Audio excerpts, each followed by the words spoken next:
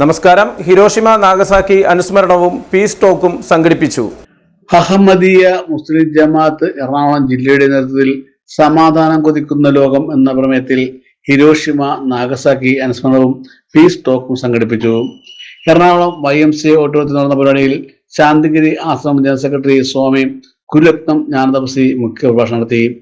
ലോകം യുദ്ധമുൻപിലാണെന്നും യുദ്ധം നിർത്താൻ കഴിയാത്തത് നിർഭാഗ്യകരമാണെന്നും അദ്ദേഹം പറഞ്ഞു. മനുഷ്യൻ എങ്ങനെ ജീവിക്കണമെന്ന്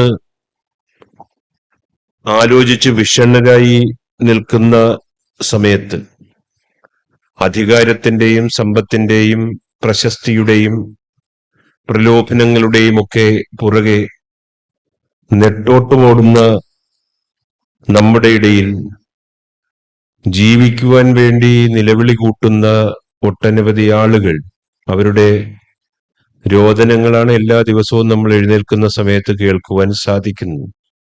ജില്ലാ അമീർ TK അബൂബക്കർ ചടങ്ങിൽ അധ്യക്ഷത വഹിച്ചു.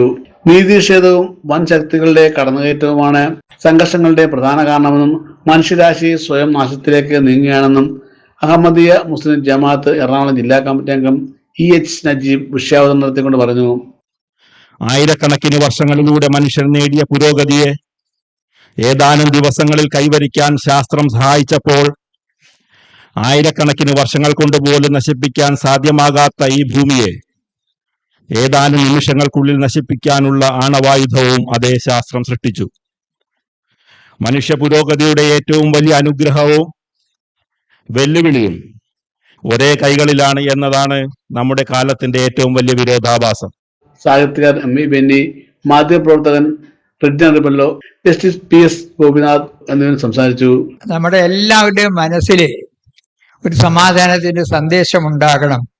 അങ്ങനെ സമാധാനത്തിന്റെ സന്ദേശം ഉണ്ടായാൽ നമുക്ക് സുഖമായി വസിക്കാം, ഈ ഭൂമിയിൽ വസിക്കാം. ഇപ്പൊ മതത്തിന്റെ പേരിൽ ഭിന്നത കാണിക്കുന്നുണ്ട് ചിലര്. കൊച്ചി.